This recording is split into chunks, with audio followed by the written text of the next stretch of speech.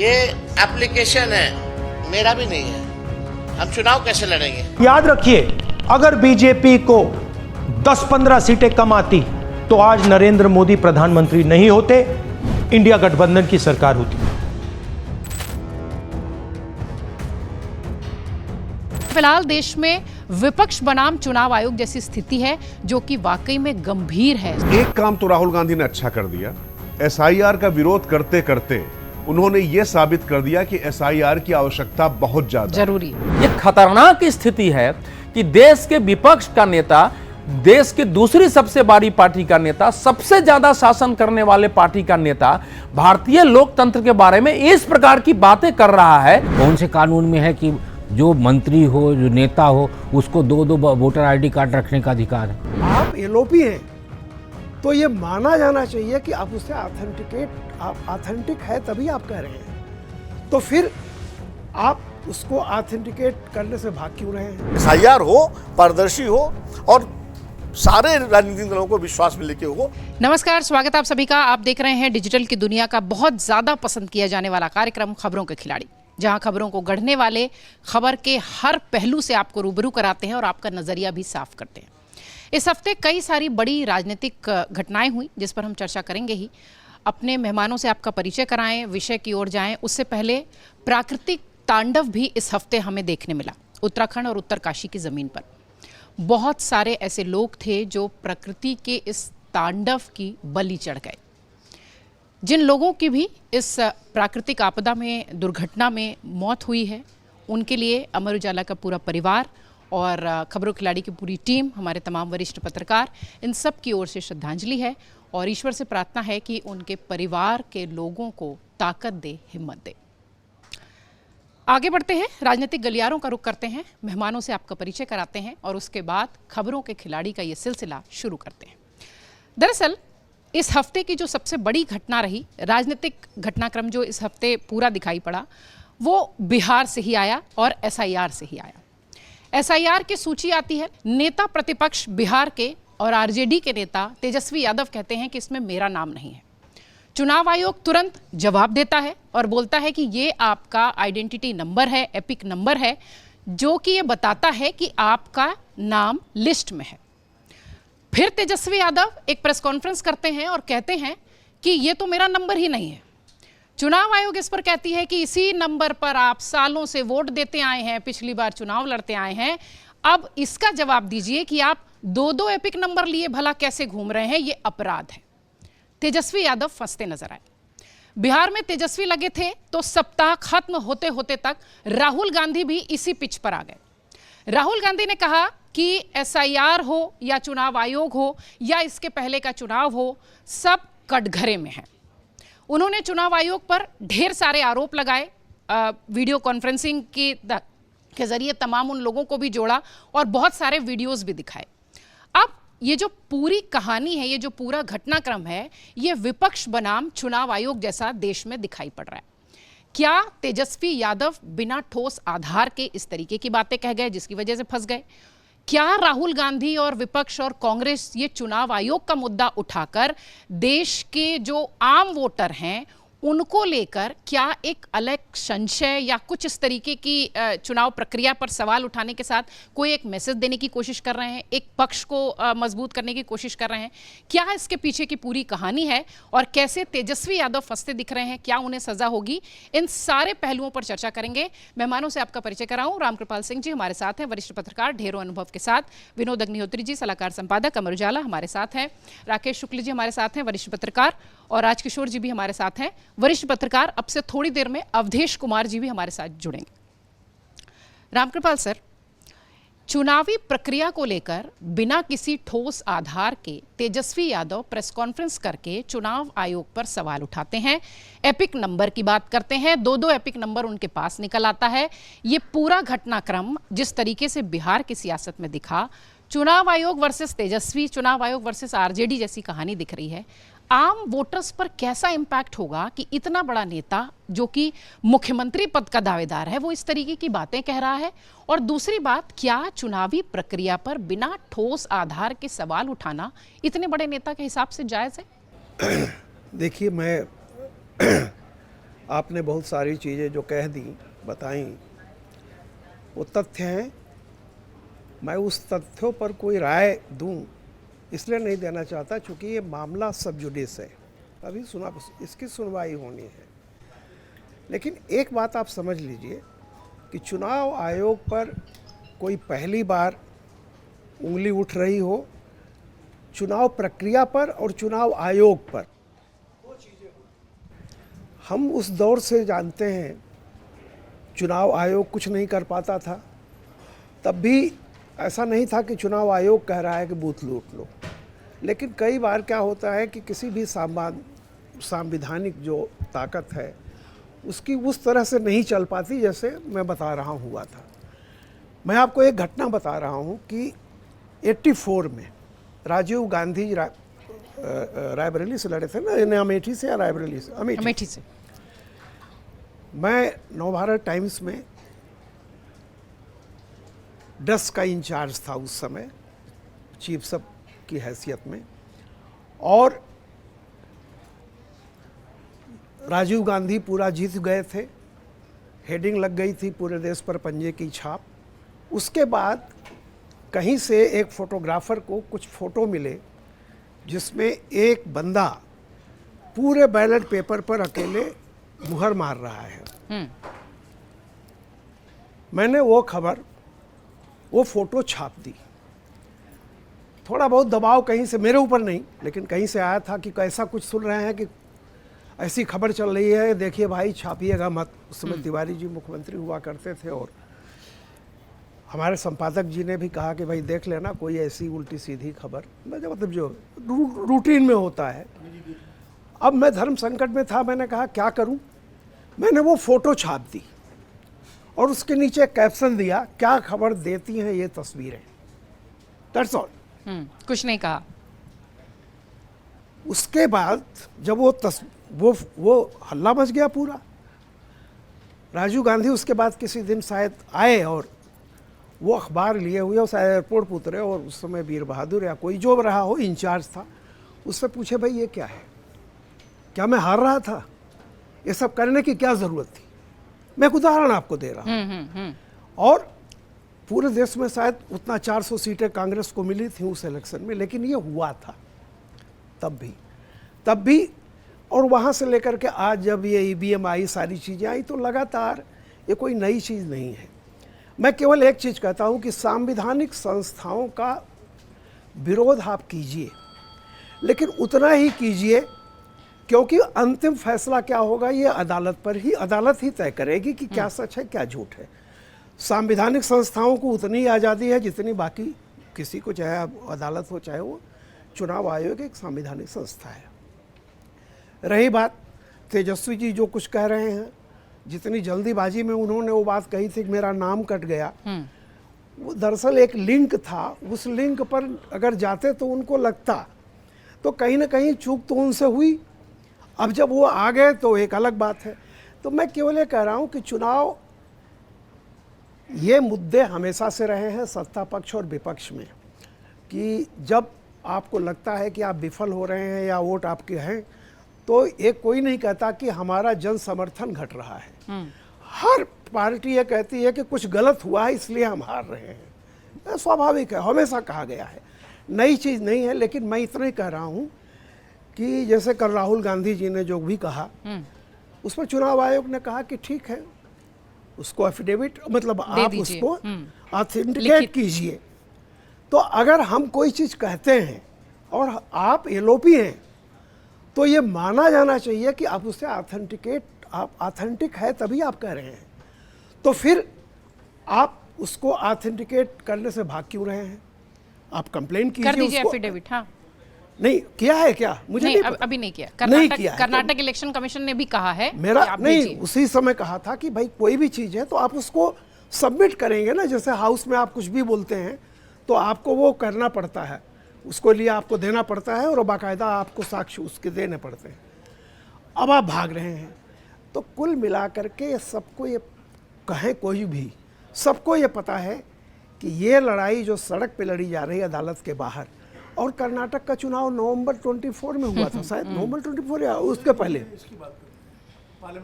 नहीं, पार्लियामेंट की चुनाव की बात भी मान लीजिए, और महाराष्ट्र का भी जो बात कर रहे हैं तो वो तो असेंबली चुनाव की बात कर रहे हैं ना, महाराष्ट्र के तथ्य दिए उन्होंने। हाँ, वो मतलब एक बात कह कर्नाटक रहा की हूँ। एक विधानसभा सीट के दिए। तब भी 1-1.5 साल हो गया।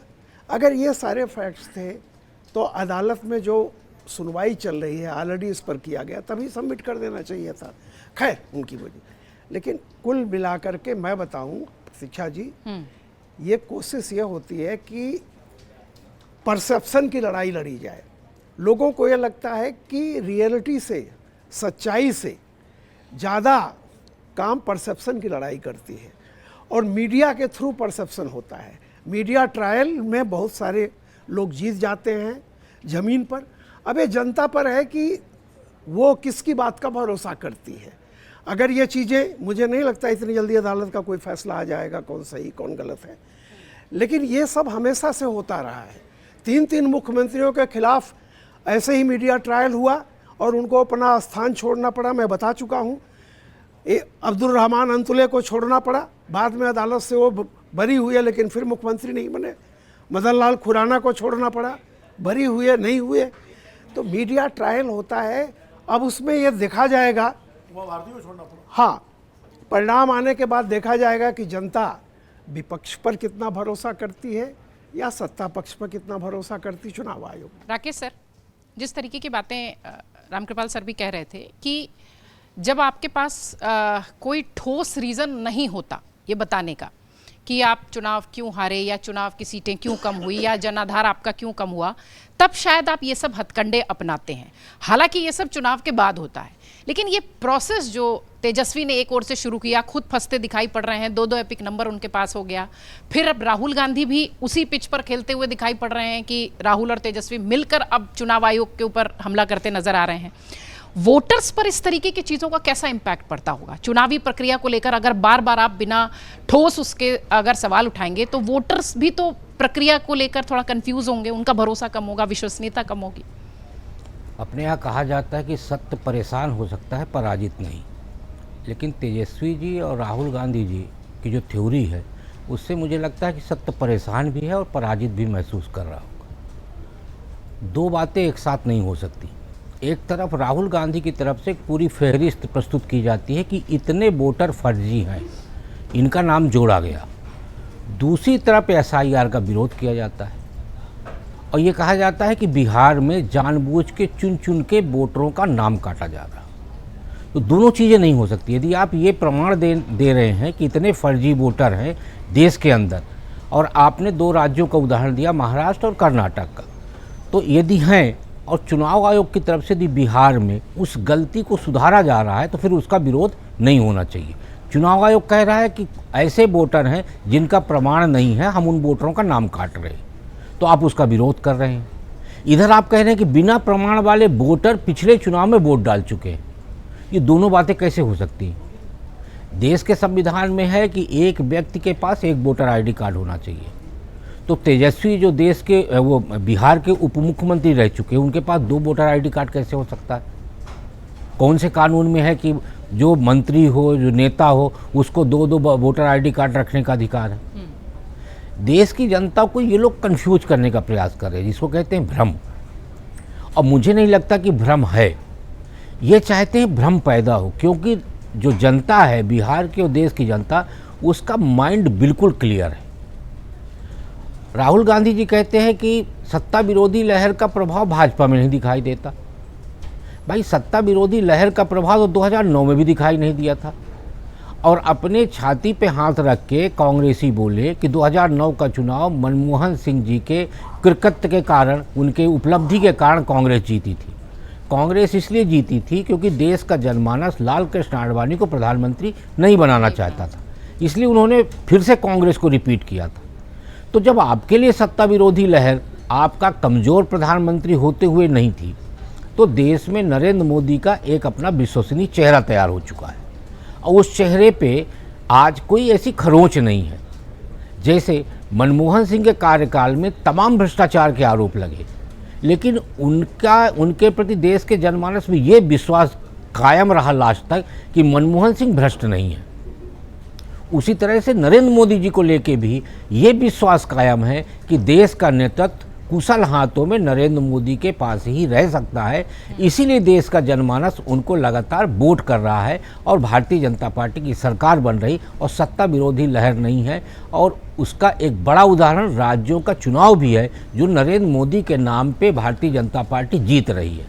तो ये जो राहुल गांधी जी की तरफ से जो एक नया आडंबर तैयार किया जा रहा है, तेजस्वी जी की तरफ से जो तैयार किया जा रहा है, उसमें मेरा सिर्फ इतना ही कहना है कि जब नेतृत्व के चेहरे पे खरोंच पैदा होने का संकट आ जाता है तब ईवीएम आता है और अब एक नया प्रोपेगेंडा आ गया है मतदाता सूची का।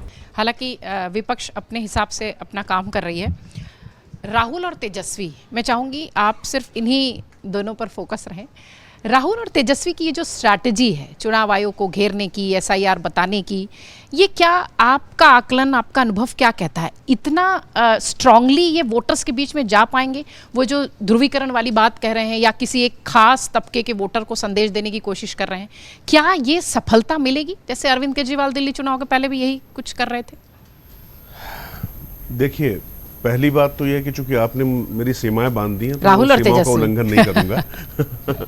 तो नहीं, पर इसमें देखिए दो चीजें हैं। विपक्ष को ये पूरा हक है, अभी शुरुआत में जैसा आदरणीय रामकृपाल जी ने कहा कि चुनाव आयोग पहली बार ऐसा नहीं है कि वो संदेह के घेरे में हो या सवालों के घेरे में हो। ये सवाल उठते रहते हैं, बात उठती रहती है और मुझे लगता है लोकतंत्र में होना भी चाहिए, विपक्षी दलों का एक काम है। परंतु आप क्या मुद्दे लेकर जा रहे हैं, तथ्य आप क्या रख रहे हैं और कथ्य आपका क्या है, इन दोनों चीज़ों में क्या समानता है, ये देखना पड़ेगा। अब अगर आपने कहा तो मैं सबसे पहले राहुल गांधी पे आता हूं, जो कल उन्होंने प्रेजेंटेशन दिया 1 घंटे 11 मिनट का, जो 22 पेज का जो उनका पूरा प्रेजेंटेशन था, उसमें उन्होंने तमाम चीज़ें दिखाई दी। उसमें 2 नाम बहुत प्रमुखता से उन्होंने उल्लेख किए, एक विशाल सिंह और एक आदित्य श्रीवास्तव। आदित्य श्रीवास्तव का उन्होंने जो एपिक नंबर दिया और ये बताया कि ये 3 जगहों पर ये मतदाता हैं, बेंगलुरु में, मुंबई में और लखनऊ में। उसी तरीके से विशाल सिंह का उन्होंने बताया कि बेंगलुरु में और यहाँ पर लखनऊ में, 2 जगह की उन्होंने बात की। नवदीप जो मुख्य चुनाव आयुक्त हैं उत्तर प्रदेश के, उनका जो बयान आया उसमें उन्होंने कहा कि ये देख लीजिए, ये दोनों लोग सिर्फ यहीं पर हैं, वो एक महादेवपुरा में है और दोनों मतलब बेंगलुरु के निकले, तो ये उनका दावा गलत साबित हो जाता है। और राहुल गांधी ने जो बिल्कुल बाहुबली के मेरा वचन ही मेरा शासन के अंदाज में जो बात की ना, ऐसा होता नहीं इस देश में। अगर आपने कोई आरोप लगाए हैं, आप नेता विपक्ष हैं, आप कोई आम नेता नहीं है। नेता विपक्ष ना होते तो भी आप गांधी परिवार से इसलिए आते हैं, गांधी परिवार से आते हैं जहां के इर्द गिर्द पूरी कांग्रेस की पॉलिटिक्स घूमती है। आपने एक सवाल पूछा कि तेजस्वी और राहुल क्या ये जो कर रहे हैं मतदाताओं के बीच में मैसेज देने के, देखिए मुझे लगता है कि आम मतदाता के लिए इसका मतलब तब तक नहीं है जब तक उसका नाम सूची में है या नहीं है। लेकिन एक काम तो राहुल गांधी ने अच्छा कर दिया, एसआईआर का विरोध करते करते उन्होंने ये साबित कर दिया कि एसआईआर की आवश्यकता बहुत ज्यादा जरूरी है। ये उन्होंने सुनिश्चित कर दिया। ये काम तो मुझे लगता है कि भारतीय जनता पार्टी के लोगों को करना था या चुनाव आयोग को जो करना था, तो ये क्रेडिट मैं राहुल गांधी को पूरी तरीके से दे देता हूं। उन्होंने ये बता दिया कि भाई अब अगर इतने फर्जी मतदाता हैं, लेकिन अब ये कौन सा मैकेनिज्म है कि भाई ये जो नाम है यहां पर फर्जी, तो पहले तो ये आपको नहीं पता कि उसने वोट डाला, और अगर उसने वोट डाला तो आपको ये नहीं पता किसको डाला। तो ये जो उनके पास पूरा जो आया है तंत्र, जो सूचना आई, तो ये थोड़ा समझने की बात है। और रही बात तेजस्वी यादव की, वो सीधे सीधे उन्होंने तो अपने आप को स्टेक पे लगा दिया और बता दिया कि भाई मेरा इस तरीके से नहीं है। तो मुझे लगता है देखिए पढ़ाई लिखाई का फर्क पड़ता है प्रतीक्षा में, ये मानना पड़ेगा। लोग उनको नवी फेल कहते हैं, उन्होंने साबित किया कि वाकई मतलब जो है, जो पीके कहते हैं, पीके की भाषा में मैं कहता हूं कि वो कहते थे कि वो पानी पिलाने के अलावा उन्होंने कुछ टीम में किया नहीं। और लालू प्रसाद यादव किस तरीके से अरुण जेटली के पास जाते थे और किसी तरीके से टीम में उसको शामिल करा लिया है, वो हम लोग के सामने की बातें हैं। 9 नंबर जो है अशोक रोड पे, ये हम लोगों ने कई बार देखा है कि किस तरीके से चीजें होती थी। तो ये उन्होंने साबित किया। लेकिन राहुल गांधी तो पढ़े हुए हैं, लिखे हुए हैं, लेकिन वो तेजस्वी जैसा व्यवहार क्यों कर रही है मेरी समझ में नहीं आ रहा। लेकिन ये एक बात बिल्कुल साफ समझ में आती है कि उनके जो अपने कार्यकर्ता हैं और जो उनका जो क्लाइंटल है, उनके बीच में वो मैसेज देने में कामयाब है। ये मैं नहीं कहूंगा कि वो वहां पर असफल है, और इसीलिए यहां पर उनको तथ्यों से कोई लेना देना नहीं है। वो एक जो नैरेटिव चलाना है, उस नैरेटिव वार में लगातार वो आगे निकलने की कोशिश करते रहे। वो अलग बात है कि चाहे राफेल में हो, चाहे वो इससे पहले सूट बूट की सरकार में रहा हो, या फिर अभी ट्रंप वाले मामले में तो क्या कहा जाए, जो हुआ कमाल ही सुप्रीम कर कोर्ट नहीं कहा है, मैं उसमें कुछ नहीं कह सकता। तो इन सभी मुद्दों पर बार बार परास्त होने के बाद भी ये कलेजा है, कुव्वत है कि जो पीके की बात मैं कहता हूं कि मतलब बार बार हारने के बाद भी राहुल गांधी हैं। बार बार कोर्ट में माफी मांगने के बाद भी उन्होंने कहा था मैं गांधी हूं, सावरकर नहीं, तो माफी वीर कहा था। उसके बाद कितने माफी वीर हो चुके हो, लेकिन उसके बाद भी वो फिर अगली माफी के लिए तैयार हो चुके हैं। ये उनका कलेजा है, तो ये क्रेडिट उनको देना पड़ेगा। उन्होंने ये साबित कर दिया कि SIR देश के लिए नितांत आवश्यक है, और दूसरा उन्होंने बता दिया कम से कम एक नेता तो ऐसा है कि जिसको बेइज्जती महसूस नहीं होती। ठीक, अवधेश सर जी। कांग्रेस के नेताओं को और सोनिया जी को, दोनों को धन्यवाद देना चाहिए, जो राहुल जी को अभी भी संभाल के चल रहे हैं। ठीक है अवधेश सर। तेजस्वी यादव कहते हैं कि ये एपिक नंबर जो है, जो चुनाव आयोग देता है, ये धोखा है, जाति पता चल जाती है इससे, उन्हें ये पता करना होता है। मेरा वोटर ID ये है, उन्होंने पिछले जिस वोटर ID पर अपने चुनाव लड़ा, वोट दिया, उसको गलत बता रहे हैं, कोई दूसरी निकाल के ले आए, खुद फंसते दिख रहे हैं। राहुल गांधी एटम बम बता रहे हैं कि एटम बम है मेरे पास जो कि BJP को ध्वस्त करेगा। कितना बारूद है एटम बम में? देखिए, राहुल गांधी जी का जो 8.5 मिनट का एक वीडियो एक्स पर उनके पोस्ट से चल रहा है, उसमें वो बता रहे हैं कि हमको तो बचपन से चुनाव के बारे में जानकारी है। मैं और प्रियंका दोनों घर में लेई से वो रात भर पोस्टर लेते थे और दीवालों पर चल के लेई से चिपकाते थे। तो हमको एक एक बात का पता है। जब हमारे इंटरनल सर्वे कुछ बाहर कुछ सर्वे कहा तो हमने 6 महीना लोगों को लगाया, उसके बाद जांच की, जांच करने के बाद निकाला है, एक लोकसभा एक विधानसभा का लेके आया। अब देखिए, पहले 2 फैक्ट मैं रखूंगा, आगे बात बढ़ाऊंगा। उन्होंने महादेवपुरा के बारे में कहा है कि हम 4 में जीत रहे थे, 1 में BJP बढ़ी और हम हार गए, और फिर फर्जी वोटर के बदौलत। महाराष्ट्र में धुले लोकसभा सीट जो था उसमें 4 में BJP आगे थी। और एक मालेगांव सेंट्रल में 1,94,000 वोट हो गया, BJP वहां से चुनाव हार गई। तो क्या BJP कहे कि भैया फर्जी वोटों से हम हार गए हैं? अब दूसरा फैक्ट, महाराष्ट्र में जो राहुल गांधी जी के तथ्य थे, उसी को लेकर बहुजन वंचित अघाड़ी एक याचिका लेकर बंबई हाईकोर्ट गई थी, और उसमें बताया था कि भाई अंतिम 6 बजे होने के बावजूद 76 लाख वोट पड़े हैं। 95 विधानसभा में कहा उसने धांधली हुई है, उसने यही सारे तथ्य दिए। उसके बाद जो है उसने चुनाव आयोग को नोटिस जारी किया, क्षेत्र के सारे आंकड़े मंगाए, और उसका 25 जून 2025 को बंबई हाईकोर्ट ने कहा कि पूरे जांच छानबीन के बाद, दोनों पक्ष को सुनने के बाद, किसी भी प्रकार के चुनाव में धांधली, फर्जी मतदाता का कोई सबूत नहीं मिला है। इस याचिकाकर्ताओं ने न्यायालय का समय नष्ट किया, निरर्थक जो है याचिका में, लेकिन हम इस पर जुर्माना नहीं लगा रहे हैं, आगे से इस बात का ध्यान रखें। तो ये मुंबई हाईकोर्ट जिस महाराष्ट्र का उदाहरण दे रहे हैं, 25 जून 2025 को इस पर फैसला दे चुका है।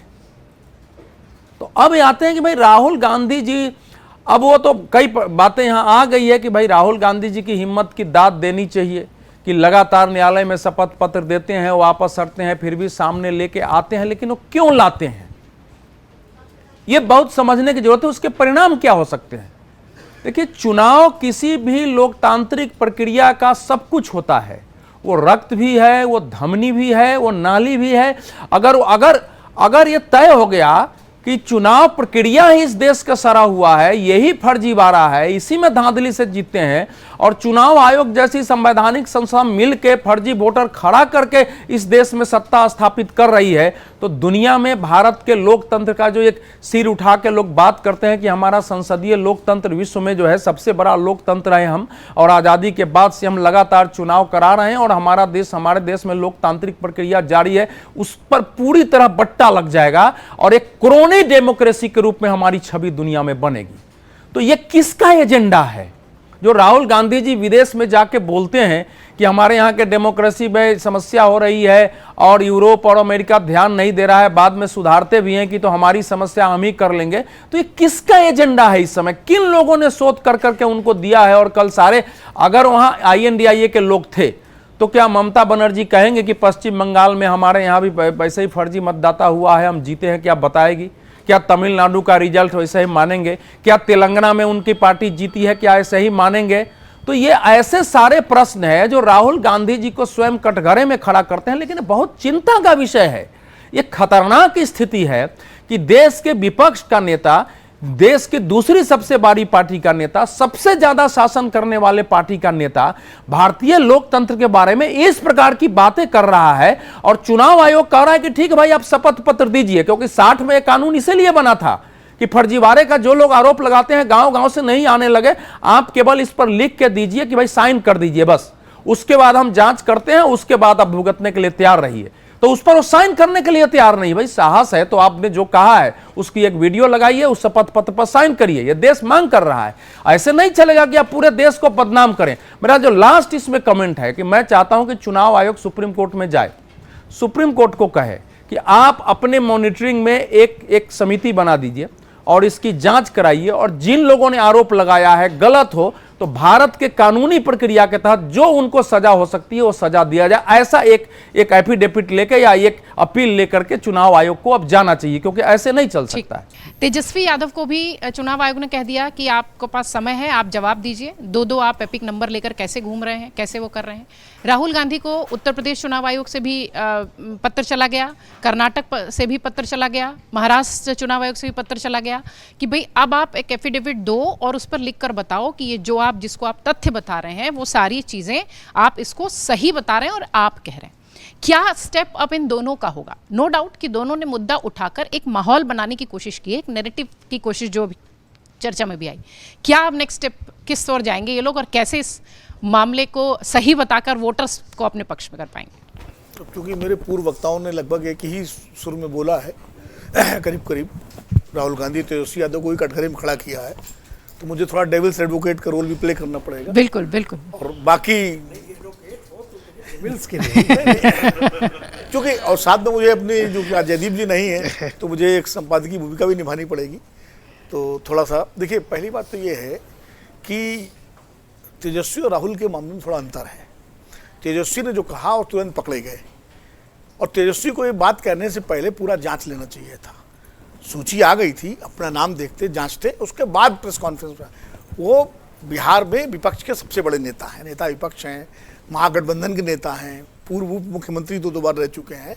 इतनी गंभीरता का परिचय उनको देना चाहिए था कि पहले जांच लेते।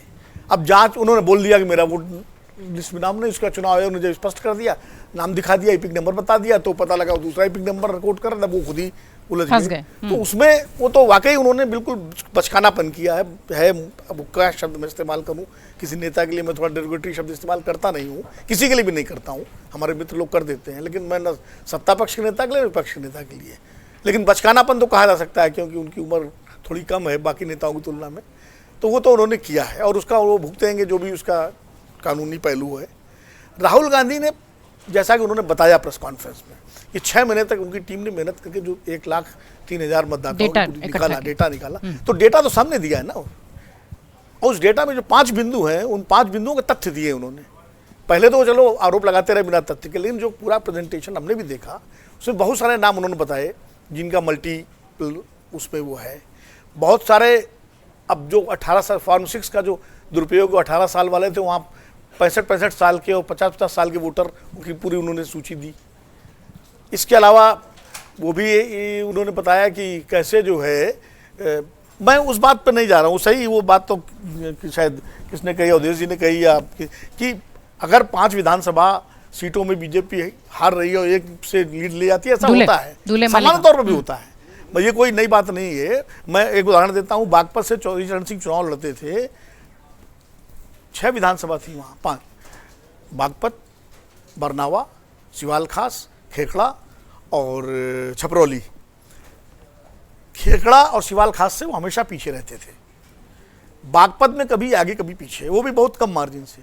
लेकिन छपरौली और बरनावा में इतनी लीड मिल जाती थी उनको कि वो पिछली हार कवर हो जाती थी और वो लीड बढ़ जाती थी। तो अकेले कल्याणपुर से जो है लीड मिलती थी जो भाजपा को, मैं बता रहा हूँ। तो ये तो कोई, लेकिन हाँ, अगर एक विधानसभा में 1,03,000 वोट विसंगतियों वाले हैं तो ये चिंता का विषय है। ये कोई मतलब मामूली बात नहीं है, ये एक सैंपल साइज है जिसको चुनाव आयोग को गंभीरता से देखना चाहिए। राहुल गांधी एफिडेविट दें या न दें, एफिडेविट दे देंगे तो उनका पक्ष मजबूत होगा, जनता में एक संदेश जाएगा कि अपने पक्ष में दृढ़ है। अगर नहीं भी देते हैं तो उन्होंने जो भी कुछ कहा है सब पब्लिक डोमेन में है, रिकॉर्ड पे है, वीडियो कॉन्फ्रेंस है पूरी। तो अगर एफिडेविट नहीं भी देते हैं तो भी चुनाव आयोग अपने स्तर से इसकी जांच करे, बजाय कि एफिडेविट दीजिए तभी हम जांच करेंगे, ये तो टालने वाली बात है। वो एफिडेविट नहीं देंगे, मालूम है चुनाव आयोग के अधिकारियों को, तो आप एफिडेविट शर्त लगा दिया आपने। आप जांच करिए उसकी, और तथ्य गलत पाए जाए तो जो कार्रवाई होती है करिए कानूनी, उसमें एफिडेविट की शर्त आप क्यों लगा रहे हैं, नंबर एक। दूसरी बात कि राहुल गांधी का होमवर्क अधूरा है कांग्रेस पार्टी का। ये सिर्फ एक लोकसभा कॉन्स्टिट्यूंसी की आप बात कर रहे हैं, तो एक लोकसभा कॉन्स्टिट्यूंसी एक अपवाद भी हो सकती है। आप हो सकता है कि वहाँ गड़बड़ी हुई हो स्थानीय स्तर पर, बाकी जगह ऐसी स्थिति ना हो। तो तरीका तो ये है कि फिर आप पूरा होमवर्क करिए, कम से कम ऐसी 10 लोकसभा सीटें जो विभिन्न क्षेत्रों की हों, पूरा पश्चिम उत्तर दक्षिण, और इस तरह की विसंगतियाँ अगर मिलती हैं तो और बड़ा गंभीर विषय होगा। लेकिन अभी आप उसको एक स्थानीय स्तर पे की गई गड़बड़ी भी कह सकते हैं, क्योंकि ऐसी गड़बड़ियाँ हो सकता है स्थानीय स्तर पर प्रशासन से मिलकर कैंडिडेट करा दें अगर हुआ है। तीसरी बात यह है कि जो अवधेश जी ने कहा, मैं बिल्कुल सहमत हूँ इस बात से कि चुनाव आयोग इन सब मामले में खुद एक पार्टी बन गया है आज की तारीख में।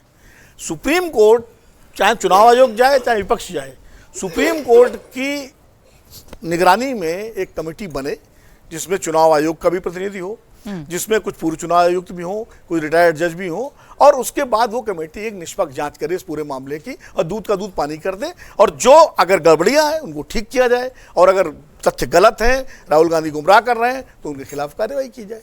इसमें क्या दिक्कत है? ये तो बहुत लोकतंत्र के लिए जरूरी है। ये देखिए, डेमोक्रेसी में एक तरह से ये सब कार्रवाइयाँ, आपको जब गंगा की सफाई होती है तो मशीन चलती है ना उसमें, तो ये उस तरह की चीज़ें हैं। विपक्ष की भी जिम्मेदारी है। और रही बात जैसे कि भाई मालेगांव किसी को जीत के, तो भाजपा भी वहाँ करे इस तरह का काम, कि अगर वहाँ फर्जी वोटर कांग्रेस से डलवाए हैं तो निकाले उसको, क्या दिक्कत है? वो भी एक 6 महीने एक्सरसाइज करे अगर उसको लगता है तो ये तो राजनीतिक दलों का काम है कि भाई अगर उनको लगता है कि उनके साथ गड़बड़ हुआ है तो तथ्य लाएं, तो वो एक तथ्य जैसे भी लाएं, राहुल गांधी लाएं, उनकी जांच हो। और सबसे बड़ी बात यह है कि भारतीय चुनाव प्रणाली निष्पक्ष रहे, यह हम सबकी इच्छा है, हम सबकी मान्यता है। इससे 2 चीज़ें साफ हुई। एक तो एसआईआर का महत्व, कि एसआईआर कितना जरूरी है देश के लिए, वो स्पष्ट हुआ। लेकिन फिर एसआईआर पारदर्शी भी होना चाहिए। फिर ये ना हो कि 65 लाख मतदाताओं के जो आपने नाम काटे हैं उनका डिटेल देने के लिए सुप्रीम कोर्ट को कहना पड़े। वो डिटेल फिर आप दीजिए कि किन के नाम कटे हैं। वो सुप्रीम कोर्ट के कहने पर आप डिटेल देंगे तो फिर सवाल उठेंगे ना। तो इसलिए एसआईआर हो, पारदर्शी हो, और सारे राजनीतिक दलों को विश्वास में लेके हो, और उनके कार्यकर्ताओं को भी शामिल किया जाए कि भाई करिए आप फर्जी वोटिंग का ये के खिलाफ।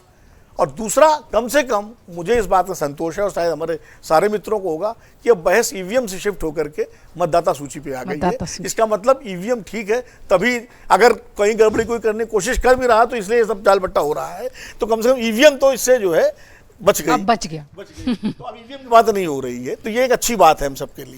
ठीक, आप कुछ ऐड कर रहे थे? जो विनोद जी कह रहे थे, मैं केवल एक बात कह रहा हूँ कि देखिए कोई भी संस्था हो, ऐसा है कि अगर आप अपवाद कहीं पकड़ना चाहेंगे तो हर चीज़ में मिल जाएगा। मैं एक उदाहरण आपको दूं, मैं 93 में जंगपुरा में रहता था, वहाँ मेरा वोटर आई कार्ड बना हुआ था। उसी के बाद ये नियम आया कि अगर आप कहीं और आई कार्ड बना रहे हैं अपना, तो ये आपका है कि आप पुराने आई कार्ड को सरेंडर कर दीजिए। अगर नहीं किया है और पता चल गया तो ये आप अपराधी होंगे, न कि चुनाव आयोग। बहुत जगह भी होता है, मैं गांव के बताऊं, ग्राम प्रधानों के वोट में क्या होता है, जैसे यहाँ तो जैसे है, मान लीजिए राहुल गांधी जो दिखा रहे हैं वो गांव में भी है, लखनऊ या दिल्ली में भी है, उसके लिए तो संभव नहीं है कि 3 जगह जाकर, हो सकता है गया भी हो। बहुत जगह पे ये है, गांव में क्या है कि ज़मीनें 2 गांव में हैं, किसी की 3 गांव में हैं, वहाँ भी है 2 जगह वोटर बना हुआ है वो, और वहाँ भी वोट डाल देता है, यहाँ भी वोट डाल देता है। लेकिन इसमें कहीं इलेक्शन कमीशन की कोई मतलब उनका कोई नहीं है, क्योंकि कानून आप तोड़ रहे हो। अब आप कह दिया गया चोरी करोगे तो इतना होगा। अब आप ये कहिए कि एक जब कानून बना था तो चोरी हो कैसे गई, तब तो सारे थानों को वो कर देना चाहिए कि तुम्हारे यहाँ चोरी हो कैसे गई। तो देखिए, धीरे धीरे टेक्नोलॉजी का जिस तरह से विस्तार हो रहा है, अब बहुत सारी चीज़ें आप ये देखिए ना, एक अमर उजाला में आप ही के अखबार में एक खबर एक दिन छपी थी कि उत्तराखंड से 150 लड़के गायब। मैं बड़ा उसको चौंक के देखने लगा तो पता ये चला कि जो फर्जी लोग थे, जब से आधार कार्ड बन गया तो इतने जो नाम कहीं एग्जिस्ट नहीं करते वो वजीफा ले रहे थे। अब आप सोचिए, तो एक टेक्नोलॉजी आ गई, उसके नाते बहुत सारे लोग, मैंने बिहार में बताया ना, 40 लाख बिहार में राशन कार्ड धारी कटे हैं जो ले रहे थे, और मनरेगा से करीब करीब 45 लाख लोगों का नाम कटा है। तब किसी ने कोई हंगामा नहीं किया बिहार के। मनरेगा से जिनका नाम जो फर्जी थे, मनरेगा में फर्जी थे, राशन कार्ड में फर्जी थे, तो ये बताइए कि वोटर लिस्ट में बिल्कुल फर्जी नहीं होंगे। तो जो ऐसा कह रहे थे ये सभी इस बात पर है, SIR बहुत ज़रूरी है। देखिए, लेकिन फिर मैं कहता हूँ कि इतना बड़ा देश है, इतनी सारी चीज़ें हैं, एक कोशिश ये चल रही थी कि एक ही वोटर लिस्ट हो, चाहे वो ग्राम प्रधान का चुनाव हो, चाहे जिसका चुनाव हो, बार बार अलग अलग वोटर लिस्ट बनने का कोई मतलब नहीं होता। वयस्क मताधिकार है अगर आपको, तो वो हर चीज़ के लिए जायज़ हो। लेकिन फिर वही बात करते हैं कि फिर वो NRC लागू करने की बात हो रही है। तो दिक्कत क्या है कि मैं कह रहा हूँ कि अपवाद अगर आप ढूंढना चाहेंगे तो मिल जाएगा। इसमें कोई, जैसा मैंने आपको बताया 84 में राजीव गांधी को ये बुरा लगा था कि भाई मैं तो जीत रहा था, ये सब करने की क्या जरूरत थी। तो कई बार क्या होता है इस तरह की चीज़ें। सवाल इस बात का है कि जो भी फैसले इस देश में आते हैं वो फैसले इसलिए नहीं आते हैं कि कोई चीज़ हो गई। सन 84 में इतनी 400 सीटें मिल गई, घपले से नहीं मिली थी, वाकई सेंटिमेंट राजीव गांधी की तरफ था। जयप्रकाश नारायण के आंदोलन के बाद जिस तरह से कांग्रेस की एक भी सीट नहीं आई, तो मैं ये कहता हूँ कि थोड़ी बहुत हर जगह, कहीं आप नहीं कहते डुप्लीकेट हो सकता है, कोई फर्जी भी वोट कर लेता है, बट जो वर्डिक्ट आता है, आप मोटे तौर पर सन 52 से लेकर के आज तक देख लीजिए, कोई भी फैसला ऐसा नहीं है जहां आप कह सकते हैं कि फर्जी मतदान से ये रिजल्ट आया है ओवरऑल। ठीक है, राकेश सर। ये कहा जा रहा है कि राहुल गांधी जी की तरफ से जो दस्तावेज, जो तथ्य रखे गए हैं, उसका चुनाव आयोग स्वयं संज्ञान ले और उसकी पहल करे, उसकी जांच पड़ताल करे। जिस चुनाव आयोग को वो कटघरे में खड़ा कर रहे हैं, और कल को मान लीजिए चुनाव आयोग की तरफ से उसकी जांच पड़ताल कराई जाती है और उसमें राहुल गांधी जी दोषी पाए जाते हैं, तो क्या चुनाव आयोग पे ये आरोप नहीं लगेगा कि चुनाव आयोग ने राहुल गांधी को दोषी ठहराया है सत्ता पक्ष के दबाव में आके? इसलिए चुनाव आयोग यदि स्वयं पहल करेगा तो वो संदिग्ध रहेगा, और नहीं करेगा तो संदिग्ध रहेगा। सबसे बड़ी मुश्किल घड़ी में तो आज की डेट में चुनाव आयोग फंसा हुआ है कि वो करे तो फंसेगा, नहीं करेगा तो फंसेगा। तो इसलिए बेहतर है कि मामला कोर्ट की तरफ ही चला जाए, तो वहीं से तय किया जाए। बहुत छोटी छोटी टिप्पणियाँ मिलूंगी। राजकिशोर सर, जैसे कि अभी सर भी कह रहे थे कि भाई कहीं गड़बड़ी है, इतनी बड़ी लिस्ट उन्होंने दे दी, 1 लाख से ज़्यादा लोगों का उन्होंने नाम दे दिया, तो उस पर तो संज्ञान लेना ही चाहिए, इसमें तो कोई संदेह नहीं है। लेकिन फिर दूसरा पक्ष वो भी है कि फिर आप कहेंगे कि चुनाव आयोग का जो है वो सही ढंग से काम नहीं कर रहा है। कल कर्नाटक चुनाव आयोग ने उन्हें चिट्ठी भेजी कि भाई हम अपनी जगह एकदम सही हैं, हमारी वोट की चुनाव की प्रक्रिया बिल्कुल ठीक थी, अगर आपको लगता है कि कोई संदेह है तो आप हमें एक एफिडेविट चिट्ठी लेके दे दीजिए, क्योंकि अगर कल को जाकर अगर हम कोर्ट में फंसेंगे तो कम से कम आपका हमारे पास लिखा हुआ लेटर होगा। देखिए, जून में 25 जून को शायद मेल भी किया था कांग्रेस को, राहुल गांधी को किया था कि जो भी आपने बात कही है तो उसको यहाँ पर साबित करें। अभी अग्रज विनोद जी ने जो कहा ना कि मतलब इस पे स्वतः संज्ञान चुनाव आयोग को लेना, इसमें कोई दो राय नहीं कि कहीं पर भी अगर कोई गड़बड़ियाँ आ रही हैं तो चुनाव आयोग को उसको देखना चाहिए। वो भले ही वो राहुल गांधी की चिट्ठी के रूप में देखे, या उसको लगता है कि कोई भी कहीं कमी आई है तो उसको दूर करने के लिए उसको अपने आप प्रयास करना चाहिए। और मुझे लगता है SIR उसी कड़ी में एक बड़ा कदम है और इसका सबको इस्तकबाल करना चाहिए। लेकिन अब प्रश्न ये है कि राहुल गांधी ने सबूत दे दिए और कहा कि मेरे वर्ड्स, जो मैं बात कर रहा हूँ ना, कि जो मैंने कह दिया मैं पॉलिटिकल आदमी हूँ, वही सत्य है। अब यहाँ सवाल ये उठता है कि अगर मेरे पेट में दर्द है, मेरे सिर में दर्द है, तो मैं डॉक्टर के पास जाऊँगा या सड़क पर जाकर चिल्लाऊँगा है दैया मेरे पेट में दर्द हो गया? आपने क्या किया कि जानबूझ के चुनाव आयोग की पहले ईवीएम पे बिल्कुल ठीक कहा गया, अब आपने मतदाता सूची को कर लिया। आप सीधे सीधे क्यों नहीं, इससे पहले भी लिखा पढ़त नहीं की ना आपने, आप पब्लिक के बीच में आए उससे पहले आप ये बताते कि इस मेल का हमने ये जवाब दिया था, ये सारी चीज़ें की थी। और जो एक आरोप लगाया जा रहा है कि भाई ये वीडियो रिकॉर्डिंग नहीं दी जा रही है, ये हमें पूरा जो है डिजिटल डेटा डेटा नहीं दिया जा रहा। अब उसमें एक्सेल सीट नहीं दी जा सकती, उसमें बहुत सारी गोपनीय जानकारी होती, सब होता है, इसीलिए उनको पीडीएफ फॉर्मेट में वो दिया जा रहा है जानकारी। इसको लेकर भी सुप्रीम कोर्ट में बात चुनाव आयोग कह चुका है, लेकिन वही कहते हैं ना कि 100 बार किसी चीज को आप बोलते रहो तो वो सच मान लिया जाता, झूठ सच हो जाता। इस तरीके से आप चुनाव आयोग पर लगातार सवाल उठा रहे हो। मैं फिर कह रहा हूं, ये सिर्फ राहुल गांधी नहीं कर रहे हैं। नरेंद्र मोदी जब होते थे गुजरात में, वो भी जेएम लिंगदोह का पूरा नाम पूरे देश को उन्होंने बताया था, जेम्स माइकल लिंगदोह, और किस तरीके की चीजें होती थी। तो ये तमाम राजनीतिक दल करते चले आ रहे हैं, परंतु सवाल तब उठता है जब चुनाव आयोग आपके तथ्यों को पकड़ के, जैसे तेजस्वी यादव और अभी कहा गया कि राहुल गांधी की जांच होनी है, 2 नाम मैंने भी आपको बता दिया, विशाल सिंह और आदित्य श्रीवास्तव। इसी तरीके से लगातार कुछ ये सामने चीजें आ रही, और इसीलिए राहुल गांधी साइन करके नहीं देंगे, क्योंकि वो जानते हैं कि इसको सत्यापित करके दे दिया तो नेता विपक्ष भी हैं, सांसद भी हैं, और अंडरटेकिंग देने का मतलब है कि वो भविष्य में दूसरे ऐसे इतनी बार माफी मांग चुके हैं, क्या करेंगे फिर उसके बाद। अवधेश सर, जैसे अभी राकेश सर भी कह रहे थे कि फिर तो चुनाव आयोग पर सवाल उठने लगेगा अगर वो स्वतः संज्ञान लेकर और सारी चीजें और गड़बड़ियों की बात करें तो, क्योंकि चुनाव आयोग तो पहले से स्टैंड क्लियर कर चुकी है कि भाई हमारी तरफ से इस तरह की कोई गलती नहीं है, आपको संदेह है तो आप बताओ। अब राहुल तेजस्वी तो सेल्फ गोल करते दिख रहे हैं, फंसे भी हैं, सबने ये कहा भी कि भाई अब तो आपको जवाब देना पड़ेगा वरना तो सजा है। अब राहुल गांधी जो एक अलग स्टेप लेकर निकल पड़े हैं, 6 महीने की मेहनत बता रहे हैं, क्या उसका उस तरीके का असर दिखाई पड़ेगा वोटर्स पर भी?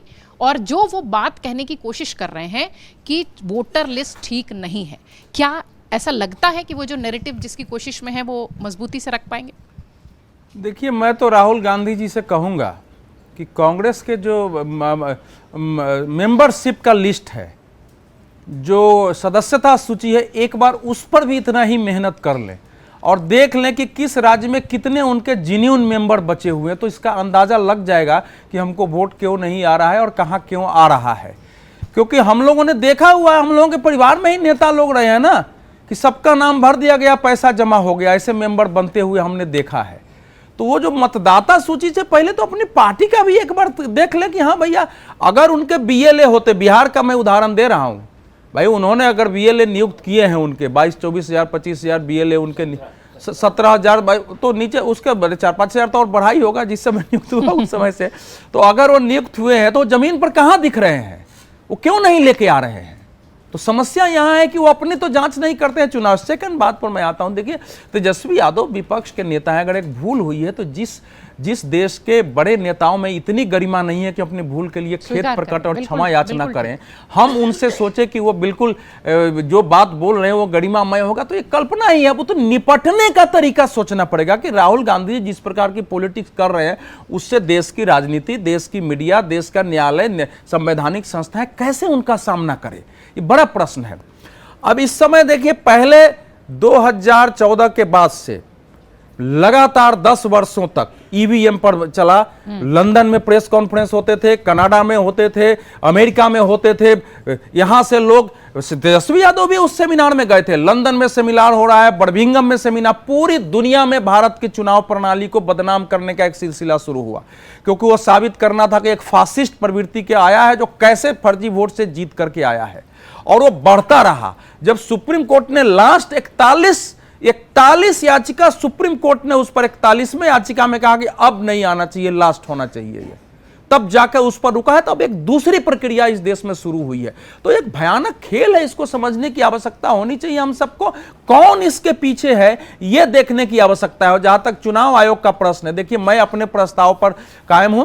ये तो नहीं है कि जो राहुल गांधी जो कहेंगे उसकी हम जांच करा दें, क्योंकि जो हमारे बड़े भाई कह रहे हैं कि वो फैक्ट है, उसके तो पहले खंडन हो गया कि भैया बनारस के और प्रयागराज के आप बता रहे हो एक ही जगह है। महाराष्ट्र का जो लगाए हैं वो फैक्ट मंगाए कि भाई 76 लाख वोटर जो है लास्ट के 1 घंटे में कैसे वोट डालेंगे। उस पर चुनाव आयोग ने अपने एफिडेविट में सारे तथ्य रख दिया। वहां खूब जीरा हुई, दोनों ओर से सारे वकील खड़े थे वहां। और इसके बाद जो है बताया गया कि नहीं भैया 95 विधानसभा के इन लोगों ने आंकड़े रखे थे, और उसको हाई कोर्ट ने कहा कि नहीं, बिल्कुल एक भी ऐसे संदेह नहीं है, एक भी सबूत नहीं है जिससे लगे कि कहीं भी कोई फर्जी वोटर है या फर्जी मतदान हुआ है। तो महाराष्ट्र का तो प्रमाणित हो गया है। अब वो कर्नाटक की बात करें तो इसमें लगने की बजाय तरीका यह है कि इसको सुप्रीम चुनाव आयोग को पार्टी बन के जाना चाहिए। मैं वो कमेटी नहीं कहूं कि उसकी कमेटी कि चुनाव ये इसमें इसकी जो धारा है 22 और जो न्याय संहिता की धारा है उसके तहत न्याय सुप्रीम कोर्ट एक व्यवस्था करे और उसमें वो जांच कराए, एक समिति नहीं, उसकी छानबीन कराए और छानबीन के आधार पर अगर ये दोषी साबित होते हैं तो फिर सुप्रीम कोर्ट देश के कानून के तहत सजा करे, नहीं चले दिया जाए। लेकिन राजनीतिक स्तर पर एक बड़े लड़ाई का विषय है कि पूरे भारत के चुनाव प्रक्रिया लोकतंत्र को बदनाम करने का खेल हो रहा है। मैं सही मानता हूं कि फर्जी वोटर होंगे, ये तो संभव ही नहीं कि, लेकिन वो चुनाव आयोग योजनाबद्ध तरीके से और बीजेपी को जिताने के लिए कर रहा है ना, ये भयानक आरोप है। तो इसमें समस्या है। फर्जी वोटर हो सकते हैं, नाम हो सकता है, उदाहरण को 2 उदाहरण उन्होंने दिया है कि फादर का नाम ऐसे, मैं अपना उदाहरण दे रहा हूं, मैं AWADHESH लिखता हूं अवधेश, मैंने 3 बार फॉर्म भर के शुरू में दिया था कि भाई हमारा A भी DHES आ गया है, आप AWA कर दीजिए, वो नहीं किया है। अब मेरा कोई आधार कार्ड देखेगा तो AWADHESH है, कोई वोटर आई कार्ड देखेगा तो ये भी है, तो राहुल गांधी जी कह देंगे कि ये तो फर्जी है क्योंकि 2 जगह 2 प्रकार से नाम है, कहीं और ढूंढो कहीं और हो सकता है। ऐसे ही हमारे पिताजी के नाम में भी ऐसा ही हुई है। दूसरा बता रहा हूं कि 1 पर 80 लोग कैसे हो सकते हैं। दिल्ली में किसी गांव के व्यक्ति का मकान है, ये व्यवहारिक बात है, यहां 20 लोग अलग अलग नौकरियां करते हैं, उनके पास कोई कार्ड चाहिए, परिवार ले आए हैं, राशन कार्ड बनवाना है, कहां का एड्रेस देंगे, किराया 6 महीना में कमरे खाली करा लिए जाते हैं, तो घर वाला लिख के देता है कि हमारे घर पर रहते हैं, वहां से 20, 25, 30 लोगों का भी कार्ड बन जाता है। तो ये सामान्य सी स्थिति होती है, अगर वो फर्जी है तो उसकी जांच हो जाएगी। लेकिन अब वहां के कर्नाटक चुनाव आयोग भी आ गया है, सबने अपनी बात कह दी है। ये भारत के चुनाव प्रणाली को, लोकतंत्र को, भारत को बदनाम करने का एक साजिश है और उसमें राहुल गांधी उसका हथियार बन के आगे आ गए हुए हैं। देखिए, पहली बात तो ये है कि एक विधानसभा में कितने वोट होते हैं? 6 लाख अधिकतम। उसमें अगर 1,03,000 विवादास्पद हो जाएं, विसंगतियों वाले हो जाएं, तो ये सिर्फ अपवाद नहीं है कि 10 वोट कहीं किसी से फर्जी है, 20 वोट फर्जी हैं। एक गंभीर मामला है और इसको, और बाकायदा एक मकान में अगर 70 लोग हैं, वहाँ एक कमरे का मकान भी नहीं है और जाके वेरीफाई ग्राउंड पे किया गया है, तो इसका संज्ञान लेना चाहिए। ये नहीं हवा में उड़ा दीजिए किसी चीज़ को। डेमोक्रेसी का मतलब फिर क्या है, नंबर 1। दूसरी बात ये, ईवीएम की बहस तो अडवाणी जी ने शुरू की थी 2009 से, 2014 के पहले शुरू हो गई थी। जीवीएल नरसिम्हा राव तो किताब लिख डाली थी, अडवाणी जी ने उसका फॉरवर्ड लिखा था।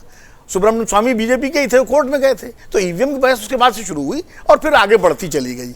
ये क्योंकि जो चुनाव हारती है पार्टी, वो ठीकरा फोड़ती है व्यवस्था पर। उस समय बीजेपी ने फोड़ा था, बाद में कांग्रेस ने फोड़ना शुरू कर दिया और दलों ने फोड़ना शुरू कर दिया, और इसीलिए कहते हैं जहाँ जीतते हैं वहाँ चुप हो जाते हैं। तो ये बात। दूसरी बात ये है कि देखिए, फर्जी वोटर अगर मान लीजिए 5 जगह नाम किसी का है, तो जरूरी नहीं कि उसने 5 जगह वोट डाला हो, और ये जांच हो सकती है, इसमें ये आसानी से जांच हो सकती है कि उसने 5 जगह वोट डाला कि नहीं डाला, क्योंकि वो जब आप वोट डालने जाते हैं तो बाकायदा दस्तखत कराए जाते हैं और टिक होता है नाम के आगे। तो वो तो मैंने डाला है, मेरे नाम पे रामगोपाल जी डाला है या अवधेश जी डाला है, वो वहाँ पता लग जाएगा टिक है नंबर, अगर जाँच होगी। जाँच। दूसरा, ये भी गारंटी नहीं है कि वोट उसने बीजेपी को ही दिया है। किसको दिया है वोट, ये तो कोई नहीं पता कर सकता। ये नहीं पता हो सकता कि जो 5 जगह वोट डाला या 1 जगह डाला है, उसने किसको वोट दिया। मैं कह रहा हूँ चाहे कांग्रेस को ही वोट दिया हो, चाहे बीजेपी को दिया हो, चाहे नोटा में दिया हो, लेकिन अगर 5 जगह वोट डालने की बात प्रमाणित होती है अगर, तो ये गंभीर मसला है, और सिर्फ एक व्यक्ति का नहीं, अगर बड़े स्तर पर। दूसरा, जो 18 साल से जो फॉर्म 6 है, उसमें 65 साल के लोग और 50 साल के लोग भर रहे हैं, तो जो नीचे के लेवल में जांच होती है तो वो नाम कैसे 11,000 12,000 आ गए उसमें। तो ये जो भी, तो मुझे लगता है ये बात ठीक है, मैं सब सहमत हूँ रामगोपाल जी की बात से अपने, कि राहुल गांधी को एफिडेविट दे के और चुनाव आयोग से करना चाहिए कि लीजिए डंके की चोट पर, हाँ, ये हमारा एफिडेविट है और ये तथ्य हैं, तो जनता में उनकी साख और बढ़ेगी। लेकिन अगर वो बचेंगे तो उनका ही नुकसान, सवाल उठेगा कि भाई आप इसका मतलब आप क्यों भाग रहे हैं।